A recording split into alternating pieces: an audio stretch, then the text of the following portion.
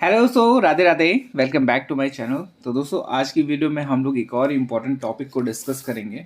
ठीक है, तो पहले मैं बता दूं कि पेपर फर्स्ट है जिसका नाम है भारत में शिक्षा व्यवस्था का विकास और इसकी चुनौतियां, development of education system in India and it's challenges. ठीक, देखिए ये वाला जो टॉपिक है मैं आपको दिखा दूं। पहले तो प्राच्य पश्चात शिक्षा विवाद, ठीक है, ओरिएंटल्स और ऑक्सीडेंटल्स कंट्रोवर्सी। जब हम लोग इसके क्वेश्चंस कर रहे थे, एमसीक्यू क्वेश्चंस, तो ये दो वर्ड्स काफी बार आए थे। ठीक है, तो इससे क्वेश्चंस भी आए थे, बहुत सारे अच्छे क्वेश्चंस थे। कौन से कैसे क्वेश्चंस थे वो अभी हम लोग डिस्कस कर लेंगे। बट जो इम्पोर्टेंट ये है कि इस जो शिक्षा विवाद था इसके बारे में हम लोग को पूरी डिटेल पता होना, क्योंकि एमसीक्यू तो चलिए हो गया, ठीक है, एमसीक्यू तो सॉल्व हो गया, बट इसके बारे में जब तक पता नहीं होगा, हो सकता है कि जो हम लोग ने एमसीक्यू करे हैं उससे ना आके दूसरा कोई क्वेश्चन आ जाए। ठीक, तो इसीलिए अब ये वाला टॉपिक हम लोग, एक जो मोस्ट इंपॉर्टेंट टॉपिक है पूरे चैप्टर में, उनको तो डिस्कस करेंगे ही करेंगे डिटेल में। ठीक है, चलिए अब स्टार्ट करते हैं। देखिए सबसे पहला जो है यहाँ पे दिया गया है कि सन 1813। ठीक, सबसे पहला ईयर हो गया, हम लोग को याद करना है। के आज्ञा पद की धारा 43 दो हो गया। ठीक है, ये सारे हमारे इंपॉर्टेंट पॉइंट्स है, इसको आप लोग ध्यान दीजिएगा। ठीक है, अब इससे अगर पूछा जाएगा कि प्राच्य एवं पश्चात जो शिक्षा विवाद था, तो ये कब आया था, किस सन में आया था, तो 1813 हो जाएगा। ठीक है, और कौन सी धारा थी, तो 43 थी। इसके अनुसार यह स्वीकार कर लिया गया था ब्रिटिश कंपनी शासित क्षेत्रों में शिक्षा की व्यवस्था करना ईस्ट इंडिया कंपनी का उत्तरदायित्व होगा। इस उद्देश्य की प्राप्ति के लिए आज्ञा पत्र में 1 लाख रुपए प्रति वर्ष व्यय करने की व्यवस्था की गई थी। ठीक है, तीसरा पॉइंट हमारा ये हो गया कि 1 लाख रुपए। ठीक है, फिर है, परंतु इस आज्ञा पत्र की इस धारा में यह स्पष्ट नहीं किया गया था कि जो 1 लाख रुपए की धनराशि है किस प्रकार व्यय की जाएगी। ठीक है, कुल मिला के घोटाला स्टार्ट हो गया। जस्ट जोकिंग, घोटाला नहीं, बट इस पे यहाँ पे डिस्कस नहीं करा गया था कि किस तरह इसको मतलब कि यूज करा जाएगा। ठीक है, कहाँ पे कितना यूज होना है ये यहाँ पे शो नहीं था, बट ये बोल दिया कि बस 1 लाख रुपए आपका खर्च करना। तो इसमें दिया गया कि इस प्रकार की शिक्षा पर व्यय की जाएगी। ठीक है, किस प्रकार की शिक्षा पर व्यय की जाएगी नहीं था। फिर इसके बाद दिया गया है, यह धनराशि क्या प्राच्य शिक्षा के प्रसार और विकास पर खर्च की जाए या फिर पश्चात्य शिक्षा के प्रसार और विकास पर। इस प्रश्न को लेकर कंपनी के कर्मचारियों में विवाद पैदा हो गया। इस विवाद को प्राच्य या फिर पश्चात्य शिक्षा विवाद के नाम से जाना जाता है। और इस शिक्षा विवाद में कुछ निम्नलिखित पॉइंट्स थे, उनको अब देख लेंगे। तो सबसे पहला इस पे दिया गया है, भारत में अंग्रेजी शिक्षा का उद्देश्य क्या जनसाधारण में प्राथमिक शिक्षा का प्रचार और विकास करना होना चाहिए था, या फिर उच्च वर्ग के छोटे से लोगों के लिए ही उच्च शिक्षा की व्यवस्था होनी चाहिए थी। ठीक है, तो ये पहला पॉइंट था। फिर इसके बाद है,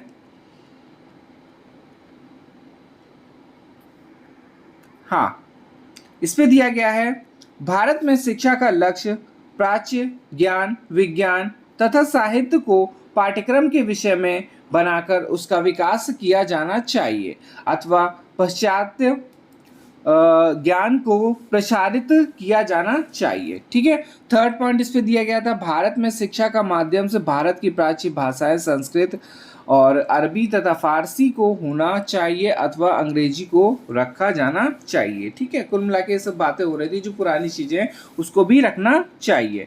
फिर है, शिक्षा का उत्तरदायित्व सरकार पर होना चाहिए अथवा इसको व्यक्तिगत प्रयासों पर छोड़ देना चाहिए। ठीक है, अब ये सारे जो पॉइंट्स थे, विषय थे, ये बताए गए इस पे। और इसी के साथ साथ यहाँ पे देखिए दो विचारधाराएं उत्पन्न हुई। ठीक है, इस विवाद में मुख्य रूप से दो विचारधाराएं उभरी। कौन सी, एक प्राच्यवादी विचारधारा और दूसरी थी पश्चात्यवादी विचारधारा। ठीक है, इसी से ही हम लोग के काफी क्वेश्चंस आपने देखे थे, बने थे। ठीक है, अब इसको भी देख लेते क्या है ये दोनों। सबसे पहला, प्राच्य वादी विचारधारा। अब इनका जो कहना था कि इस धनराशि को प्राचीन शिक्षा प्रणाली के प्रचार और प्रसार के व्यय किए जाए। इस विचारधारा के प्रमुख समर्थक बंगाल के शिक्षा सचिव N.T. प्रिंस, ठीक है, देखिए ये आप लोग नोट डाउन कर लीजिए, ठीक है। जो प्रमुख समर्थक थे कौन थे? H.T. है, H.T. प्रिंसेप थे ये, ठीक है। तो ये ध्यान दीजिएगा क्योंकि ऐसे क्वेश्चंस आपको सीधे सीधे क्वेश्चन मिल जाएगा कि प्राच्यवादी शिक्षा के जो प्रमुख समर्थक थे कौन थे, तो कौन हो जाएंगे? H.T. कर लीजिए, H.T.P. हाँ, H.T. और प्रिंसेप, ठीक है। फिर इनका जो कहना था कि भारतीयों को अंग्रेजी शिक्षा प्रदान करना धन और समय अव्यय करना है। प्राच्यवादी भारत में प्राचीन ज्ञान का प्रसार करते थे। उनका कहना था कि शिक्षा संस्कृत और अरबी फारसी के माध्यम से दी जानी चाहिए। यद्यपि इस विचारधारा के समर्थकों में अंग्रेज और भारतीय हिंदू व मुसलमान दोनों ही थे, लेकिन दृष्टिकोण भिन्न थे। फिर है भारतीय हिंदू व मुसलमान प्राच्य शिक्षा के समर्थक इसलिए थे क्योंकि उनका विश्वास था कि पाश्चात्य शिक्षा से उनकी संस्कृति और धर्म नष्ट हो जाएगा, ठीक है। देखिए कुछ लोग तो मान ही रहे थे कि अगर अंग्रेजी आती है तो फिर ये जो उनकी संस्कृति थी या फिर जो भाषाएं हैं वो थोड़ी सी डाउन हो जाएगी, वो थोड़ी सी दब जाएंगी, ठीक है। इसीलिए पाश्चात्य शिक्षा उनके लिए मतलब कि आएगी तो फिर क्या हो जाए, ये यहाँ पे दिया गया संस्कृति और धर्म नष्ट हो जाएगी। क्योंकि जो ईस्ट इंडिया कंपनी थी जब वो आई थी तो वो धर्म का प्रचार भी कर रही थी, ठीक है। व्यापार करने के साथ ही धर्म का प्रचार भी उन्होंने किया था, इसीलिए वो और डर रहे थे, ठीक है।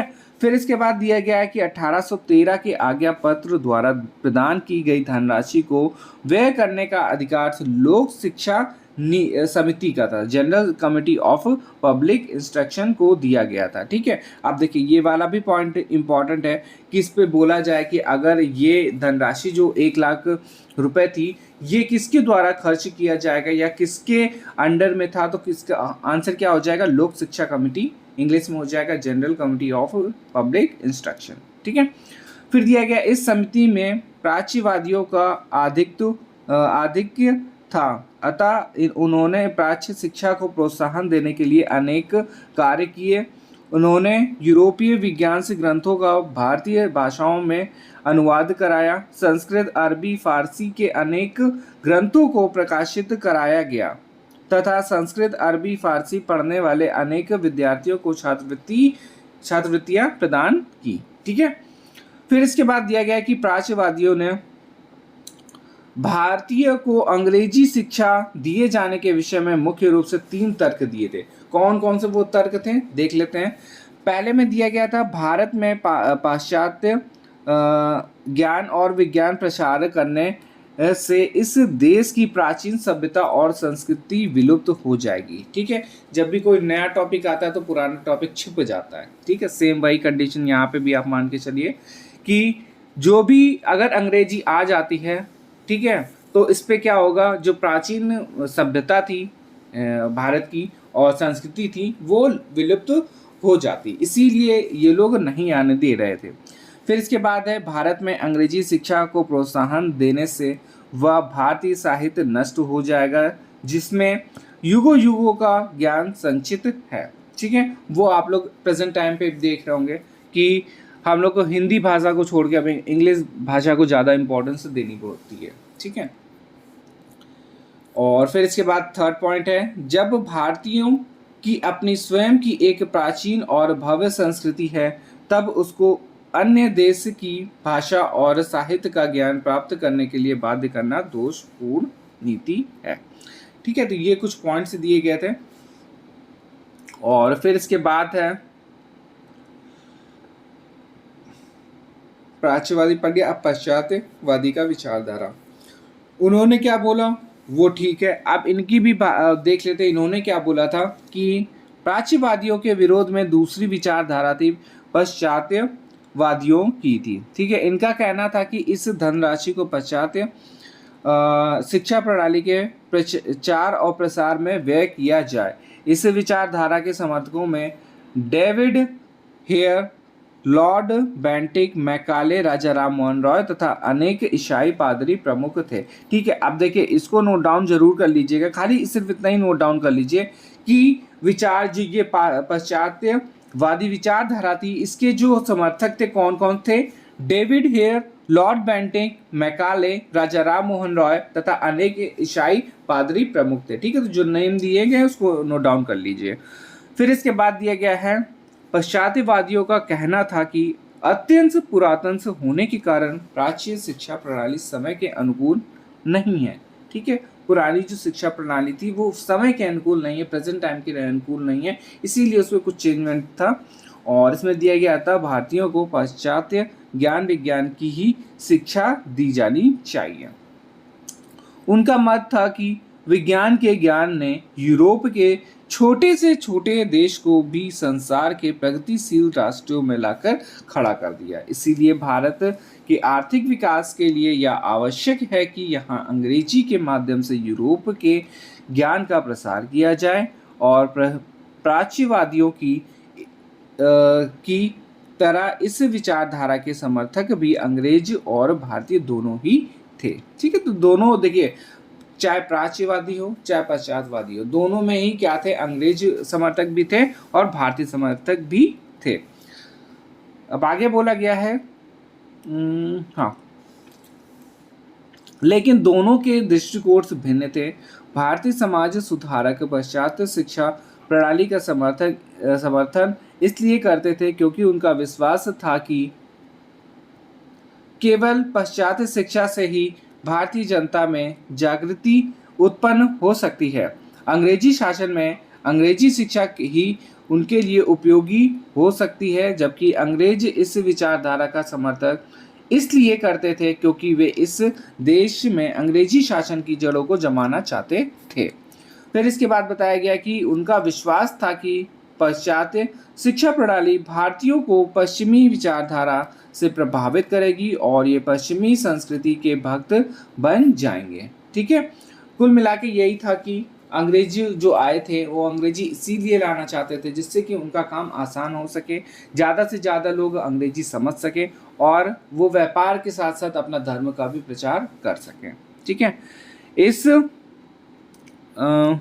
हाँ, उनका विश्वास था कि पाश्चात्य शिक्षा प्रणाली भारतीयों को पश्चिमी विचारधारा से प्रभावित करेगी और वे पश्चिमी संस्कृति के भक्त बन जाएंगे।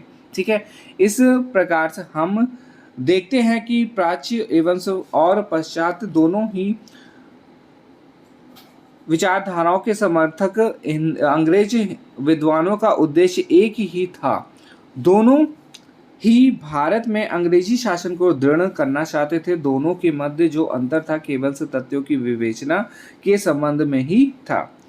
उपरोक्त प्राच्य और पाश्चात्य विवाद के कारण से कंपनी 20 साल तक अपना कोई शिक्षा नीति निश्चित नहीं कर सकती। ठीक है, अब देखिए इसी विवाद के चलते कितने साल तक की, 20 साल तक की कोई भी शिक्षा नीति यहाँ पे नहीं आई थी। ठीक है, तो ये एक हमारा इंपॉर्टेंट पॉइंट है, ये पॉइंट नहीं टॉपिक है ये, जिससे कि क्वेश्चन कंफर्म है कि आपके पूछे ही जाएंगे। ठीक है, आप देखिए जो वैसे तो आपको स्टोरी समझ में आई गई कि इन्होंने ये करना था, इन्होंने ये करना था, बट जो मोस्ट इंपॉर्टेंट है जिससे कि क्वेश्चन से आने की पूरी संभावना है वो एक ये याद करिएगा, सन 1813। फिर धारा कौन सी थी? 43 धारा थी। एक बार इसको सिर्फ रिवाइज कर लीजिएगा, ये वाला एक बार पॉइंट देख लीजिएंगे। ठीक है, और फिर इसके बाद कौन, देखिए अब इस विचारधारा में 2 विचारधाराएं बनी। ठीक है, कौन सी बनी थी? एक प्राच्यवादी थी, दूसरी कौन सी थी? पश्चातवादी। डायरेक्ट इससे क्वेश्चन भी पूछ सकता है। और फिर इसके बाद जो इनके समर्थक थे वो याद रखिएगा। देखिए बंगाल के शिक्षा सचिव कौन थे? H.T. प्रिंसेप थे। ठीक है, तो किसके थे ये? प्राच्यवादी विचारधारा के समर्थक थे। और इसमें कितनी धनराशि थी? 1 लाख धनराशि थी, वो भी याद रखिएगा। और फिर इसके बाद जो पाश्चात्यवादी के समर्थक थे वो कौन कौन से थे? डेविड हेयर थे, लॉर्ड बेंटिक थे, मैकाले थे, राजा राम मोहन राय थे और अनेक ईसाई पादरी थे। ठीक है, बस इतना ही खाली आप लोगों को याद रखना है।